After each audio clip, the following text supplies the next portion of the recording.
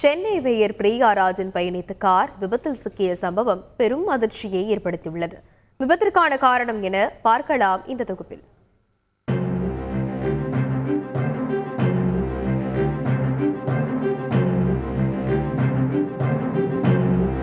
பெருநகர சென்னையின் மேயராக இருப்பவர் பிரியா ராஜன். இவர் பயணித்த கார் விபத்தில் சிக்கிய நிலையில் நல்வாய்ப்பாக காயங்களின்றி தப்பியுள்ளார் மேயர்.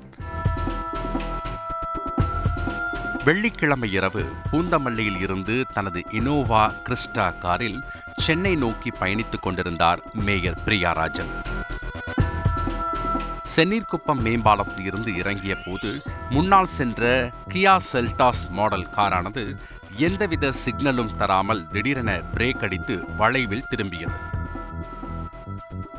மேயரின் கார் ஓட்டுநர் இதை சற்றும் எதிர்பார்க்காத நிலையில் கார் அவரது கட்டுப்பாட்டை இழந்து முன்னால் சென்ற காரின் மீது மோதியது. இதனால் காரின் முன்பகுதியானது சேதமடைந்தது. அதே நேரத்தில் மேயர் பிரியாவின் காரை பின்னால் வந்த லாரி ஒன்று வேகமாக இடித்து நின்றது.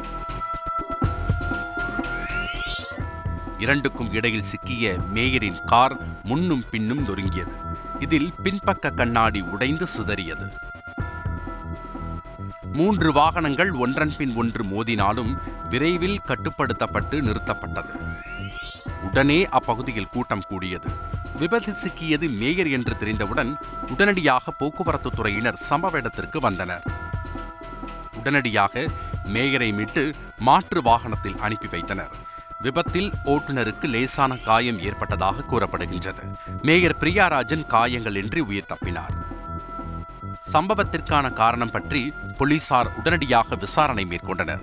சென்னீர்குப்பம் மேம்பாலம் இறங்கும் பகுதியில் சாலைகள் சற்று சேதமாகியுள்ளன. எனவே பாலத்தில் இருந்து இறங்கும் வாகனங்கள் வேகத்தை குறைத்து செல்வது வழக்கமாக உள்ளது. சம்பவத்தின் பொழுது முன்னால் சென்ற கார் திடீர் பிரேக் அடித்து நின்றதற்கு காரணம் இதுதான் என விசாரணையில் தெரிய வந்திருக்கிறது. செய்திகளை உடனுக்குடன் தெரிந்து கொள்ள உடனே சப்ஸ்கிரைப் பண்ணுங்க.